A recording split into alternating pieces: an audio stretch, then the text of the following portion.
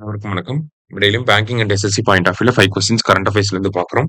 இன்னைக்கு என்ன கொஸ்டின்ஸ் இருக்கு அப்படிங்கிறத பார்ப்போம். First one, what do you mean by free trade agreement அப்படின்னு சொல்லி கேட்டிருக்காங்க.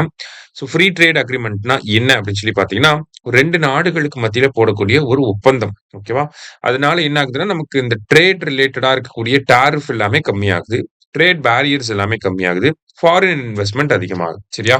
ஸோ ஃப்ரீ ட்ரேட் அக்ரிமெண்ட் அப்படின்னா a treaty between countries to eliminate or reduce tariffs and trade barriers அப்படின்னு சொல்லி சொல்லுவாங்க. சரியா? ஸோ ஆப்ஷன் பி தான் நமக்கு கரெக்ட். அடுத்தது, the reason for the dispute between Cambodia and Thailand அப்படின்னு சொல்லி கேட்டிருக்காங்க. ஸோ கம்போடியாவுக்கும் தாய்லாந்துக்கும் பார்த்தீங்கன்னா இப்போ வந்து ஒரு போர் பதற்றம் அப்படிங்கிறது இருக்கு.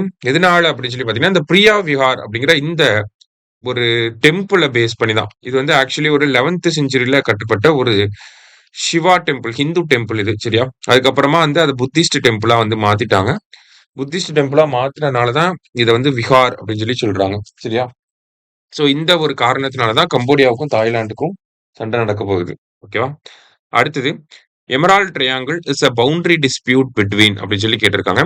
ஸோ எமரால்டு ட்ரையாங்கிள் அப்படிங்கிறது தாய்லாந்து, கம்போடியா அண்ட் லாவோஸ் இவங்களுக்கு மத்தியில இருக்கக்கூடிய ஒரு பவுண்டரி டிஸ்பியூட். சரியா? அடுத்தது, who among the following is the second largest served prime minister of India அப்படின்னு சொல்லி கேட்டிருக்காங்க. ஸோ இந்தியாவோட லாங்கஸ்ட் சர்வ்டு பிரைம் மினிஸ்டர்னா 6130 டேஸோட நம்மளோட ஜவஹர்லால் நேரு. செகண்ட் வந்து யாருன்னா நம்மளோட பிரைம் மினிஸ்டர் மோடி 4078 டேஸ். ஓகேவா? அடுத்தது தான் நம்மளுடைய இந்திரா காந்தி 4077 டேஸ். ஓகேவா?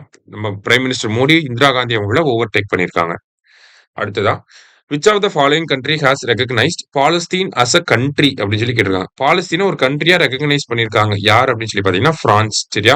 இந்தியா எப்போ ரெகக்னைஸ் பண்ணியிருப்பாங்கன்னா 1988 நம்ம ரெகக்னைஸ் பண்ணிருக்கோம். சரியா? இன்னைக்கு 5 கொஸ்டின்ஸ் பார்த்துருக்கோம். தேங்க்யூ.